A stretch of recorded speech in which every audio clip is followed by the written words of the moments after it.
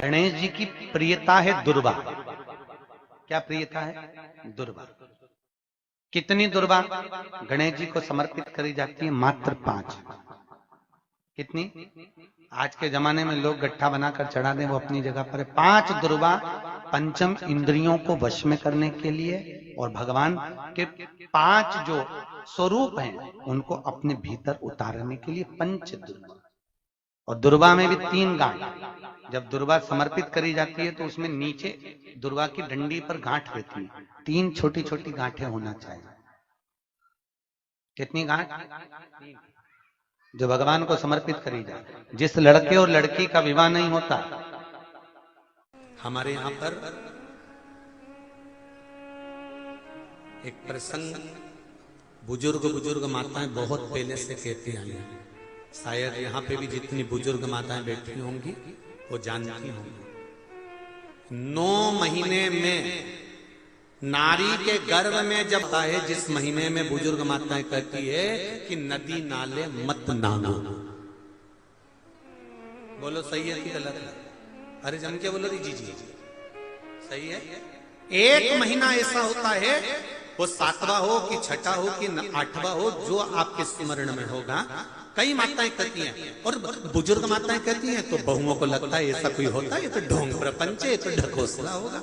ये तो कई बहुओं ने माताओं से कहा होगा ऐसा कोई होता है क्या कि मैं मायके नहीं जाऊं और ये वाले महीना 1 महीना 9 महीने में 1 महीना मेरी माताओं के गर्भ के समय का ऐसा होता है कि जिस महीने में बुजुर्ग माताएं कह देती है कि इस महीने में तुम नदी नाले मत लांघो, अपने घर में रहो, स्वस्थ रहो, ना कहीं जाना ना कहीं आना।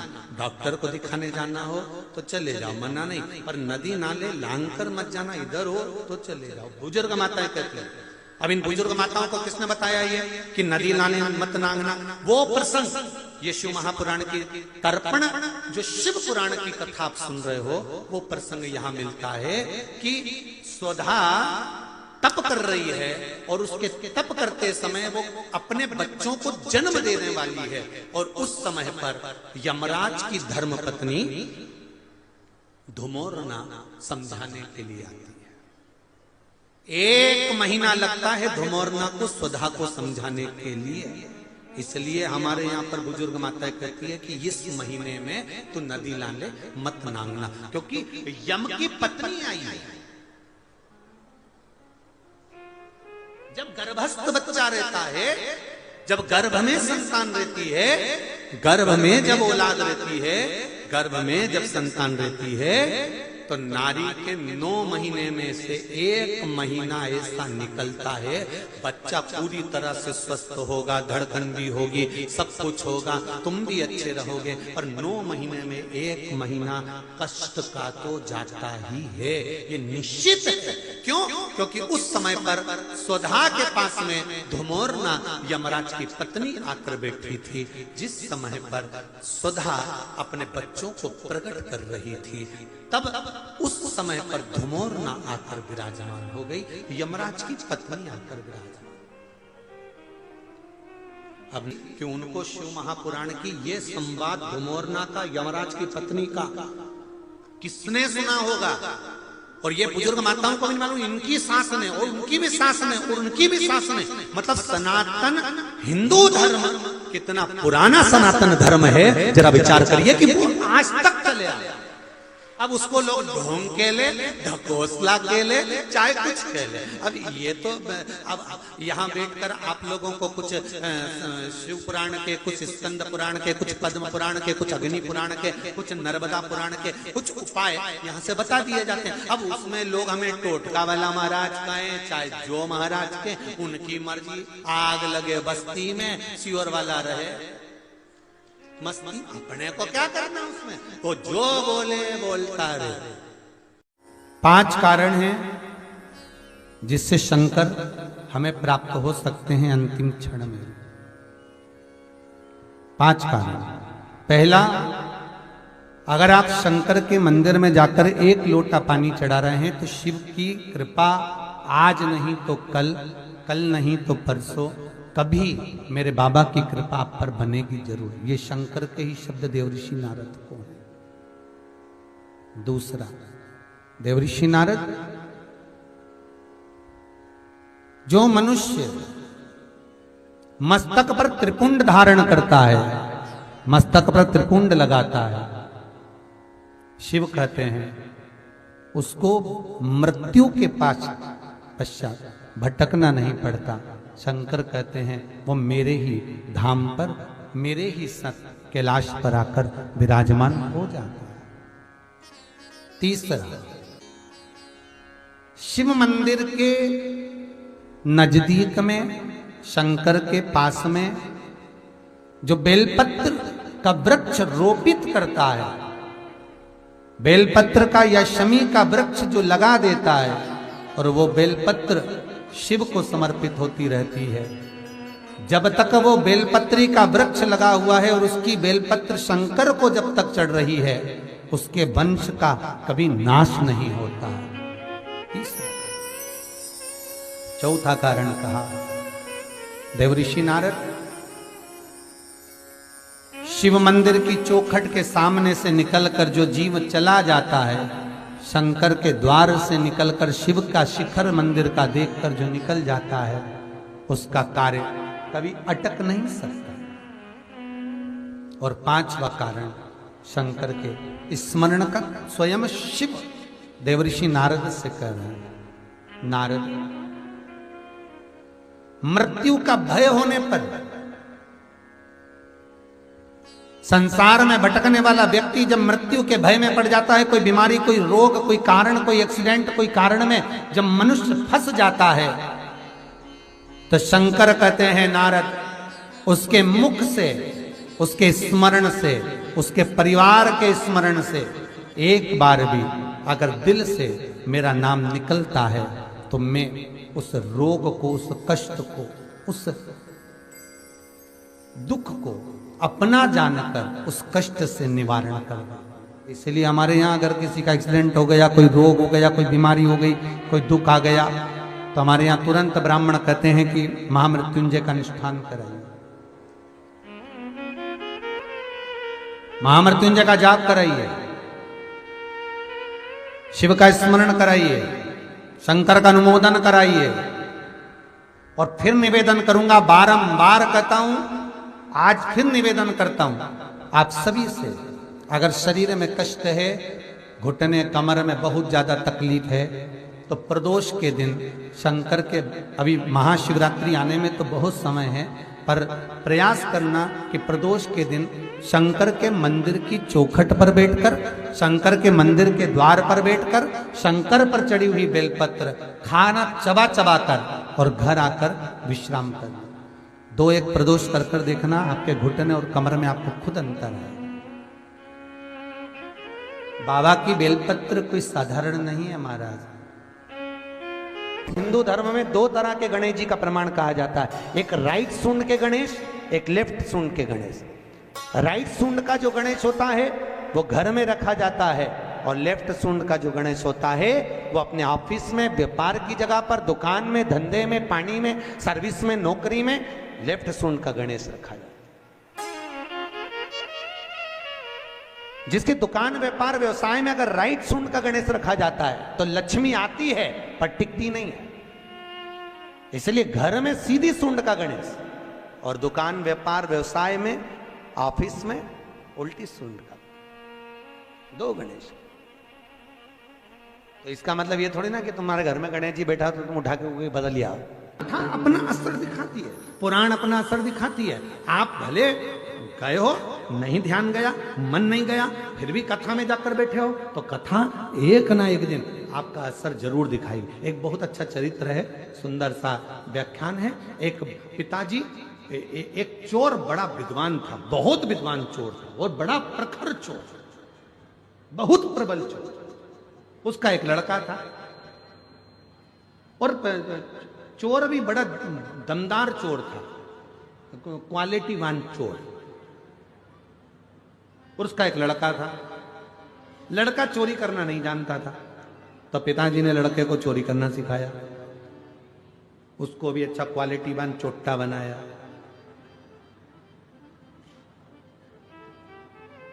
वीआईपी चोर, एकदम जोरदार चोटा, अच्छा बना। अब उसको जब बहुत जोरदार चोर बनाया तो एक दिन पिताजी ने उसको पास में बिठाकर बुलाकर कहा, बेटा देख, मैंने तुझे अच्छा चोटा तो बना दिया, मैंने चोर बना दिया, तेरे को अपने पूरे हुनर दे दिए तुझको, पर एक बात याद रखना, कभी भी जिंदगी में शिव महापुराण की कथा में मत जाना। अगर तुझे अच्छा चोटा बनना है तो कभी कथा में मत जा, कभी प्रवचन में मत जा, कभी किसी पुराण को सुनने मत जा, कभी प्रवचन सुनने मत जा, कभी सत्संग में मत जा। कोई महाराज प्रवचन दे रहा हो तो कानों को बंद करो, भाग जा, पर प्रवचन मत सुनना। छोरे ने कह दिया बेटे ने, ठीक है पिताजी, अब तुमने मुझको इतना वीआईपी चोटा बनाया है, जब तुमने मुझको इतना वीआईपी चोटा बनाया है तो मैं कभी भी प्रवचन में नहीं जाऊंगा, प्रवचन में नहीं जाता। एक बार उसने विचार करा कि राजा के महल में आज चोरी करना, जा ही रहा था, इतने में रास्ते में बहुत सारी भीड़ हो रही थी, खड़ा हो गया। क्या हुआ किसी ने नहीं बताया, प्रवचन चल रहा था, उसके कानों में शब्द पहुंच गया कि मनुष्य की देह मिली है और जिंदगी अगर अच्छी जीना है तो सत्य बोलना चालू करो, और जिसका खाया है उसको धोखा मत दो, और उसके साथ में कभी गलत मत करो। बस ये दो चीज उसके कानों में पड़ी, उसने कान बंद करा, भाग गया। भगते भगते सीधे पहुंच गए राजा के महल में, चोरी करने के लिए जा रहा था। उसने मन में सोचा, पिताजी के अनुसार तो मैं अच्छा चोटा बन गया, पर महाराज प्रवचन दे रहा था इतना बड़ा, एक बार उसकी भी सुन के देखते हैं जरा। और जैसे ही दरवाजे पर पहुंचा, आज कहा महाराज की वचन याद करके जाता हूं, देखता हूं कैसे होता है। तो अंदर गया, दरवाजे के द्वारपालों ने रोक दिया, कौन हो तुम? उसने मन में सोचा कि वो महाराज जी बोल रहा था, हमें सत्य बोलो, उसने भी कह दिया। जैसे ही द्वारपालों ने रोका, कौन हो तुम? चोर हूं। क्या करने जा रहे हो? चोरी। दरवाजे पे खड़े हुए द्वारपालों को लगा यहां काम करता होगा, बेचारे को अपन ने रोक दिया, उसके हृदय में हाथ हो गई, इसलिए चिल्ला के दौड़ रहा है, अपने आप को चोर कह रहा है, चोरी करने। जा अंदर जा, जा चले जा, जा। वो अंदर चले गया। उसने मन में सोचा, मैंने बोला मैं चोरता हूं, मैं कह रहा हूं कि चोरी कर रहा हूं, तो भी मुझे अंदर जाने दिया। अंदर पहुंच गए। अंदर जाके उसने बहुत सारा धन देखा, झोले में भर लिया, थैले में भरा, बैग में भरा, चला। भूख लगी, इसने सोचा पास में रसोई घर है, जरा देख लूं। रसोई घर में गया, अच्छा अच्छा खाने को मिल गया, खा गया। खाने के बाद झोला उठाने वाला था, इतनी देर में याद आया कि वो महाराज प्रवचन में कह रहा था, जिसका खाओ उसको धोखा मत दो, जिसका खाओ उसके साथ कभी गलत मत करो। और मैं तो गलत नहीं करूंगा, आज तुम्हें रख के ही जाऊंगा। भरा हुआ सोने का झोला वहीं रख दिया, जाने लगा। जैसे दरवाजे पर पहुंचा तो द्वारपालों ने रोक लिया, क्यों रे चोटे, तू तो चोरी करने गया था, माल नहीं लाया? कहने लगा, नहीं, हम जिसके घर का खाए हैं उसका घर का बजान है, हम चोरी कर तो लिए थे पर हम उसके घर का खा लिए, इसलिए हम उसके साथ धोखा नहीं कर सकते। इतनी देर में रसोई घर में कोई गया, भरा हुआ झोला देखा, चिल्ला दिया, चोर आया है, चोर आया है, चोर आया है। इसको पकड़ लिया। पकड़ने के बाद राजा के सामने ले जाकर खड़ा कर दिया। महाराज, इसने चोरी करी है। महाराज ने पूछा, आपने चोरी करी है? हाँ महाराज। कहां से आए? सामने वाले गेट से। द्वारपालों ने नहीं रोका, पूछा था तुम कौन हो? हमने कहा चोर। अंदर आने दिया। हाँ। तुमने कहा था चोरी करने आए हो? हाँ, हम बोले थे हम चोरी करने आए। अच्छा, तो तुम ये बैग भरकर पैसा ले जा रहे थे, सोना चांदी ले जा रहे थे, लेके क्यों नहीं गए?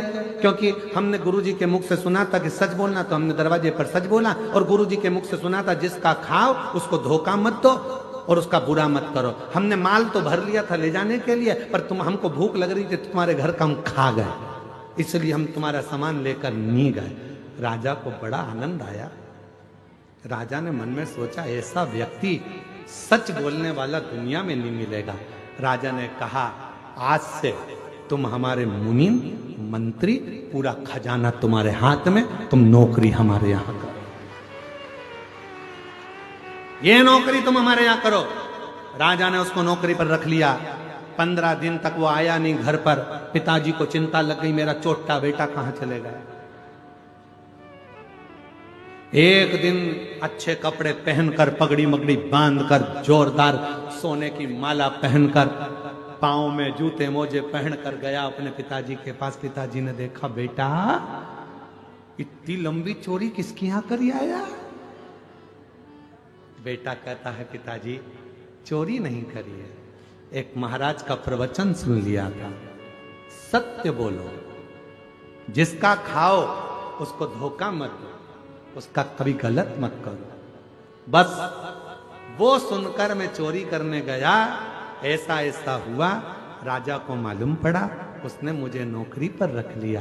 पिताजी जितनी चोरी करता था, जूते खाता था, उससे अच्छी इज्जत की नौकरी आज राजा ने मुझे दे दी। करोड़ों का धन मेरे हाथ के नीचे है पिताजी।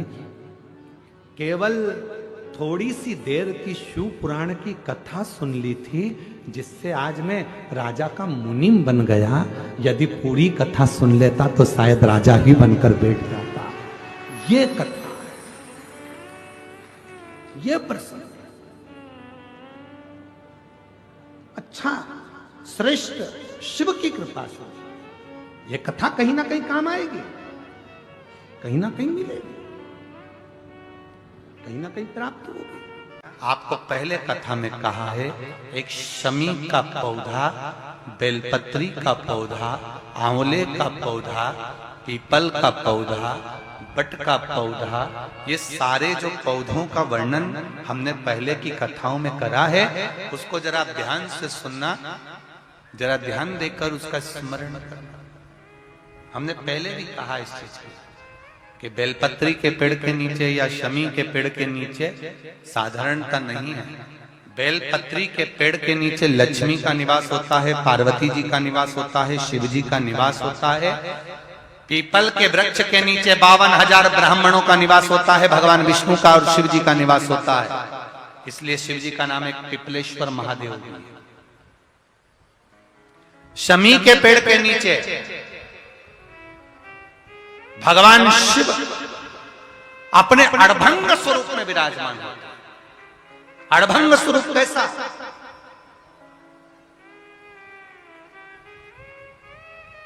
हम क्यों कहते हैं कि आप लोगों को भी पहले कहा, शमी का जो पत्ता होता है, देखा है शमी का जो पत्ता होता है, हम पहले भी कथा में कहा है, जो व्यक्ति मदिरा में डूबा रहता है, नशे में डूबा रहता है, जो व्यक्ति बहुत ज्यादा मात्रा में ये तंबाकू, गुटखा या पाउच आदि खाता रहता है और उसका गुटखा पाउच छूटने को ही तैयार नहीं होता, वो बेचारा प्रयास करता है, ऐसा नहीं है कि नहीं करता।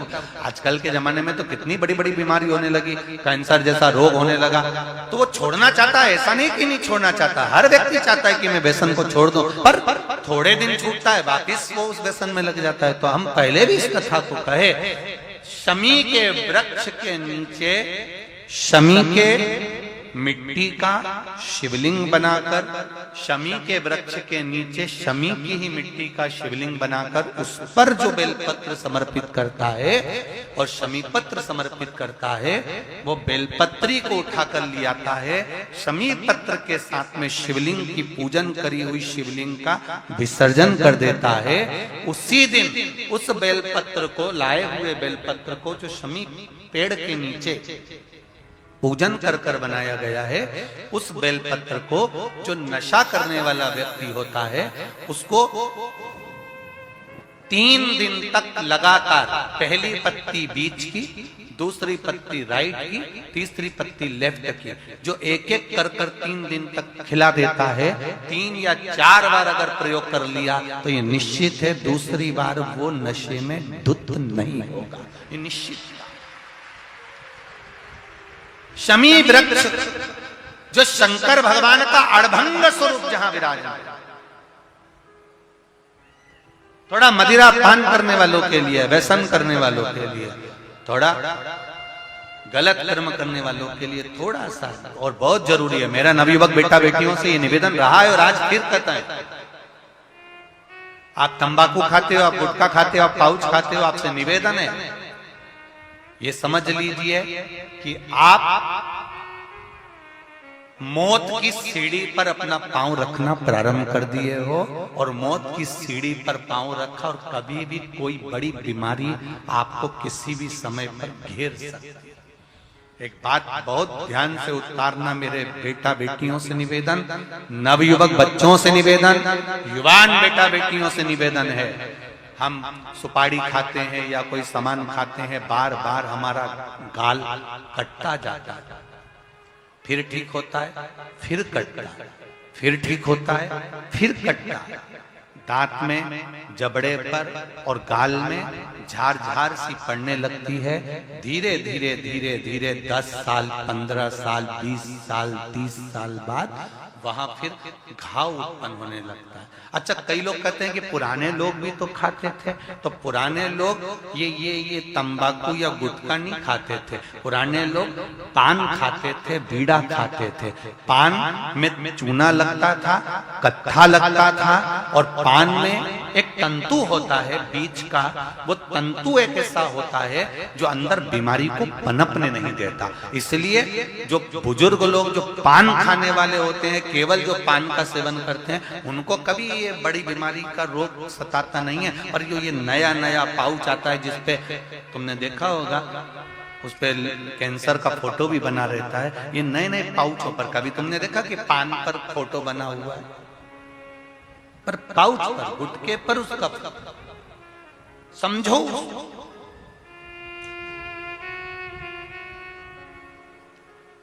तो कौन से वृक्ष के नीचे पूजन करना है? जम के बोलिए जरा, जम के बोलो जरा, शमी वृक्ष।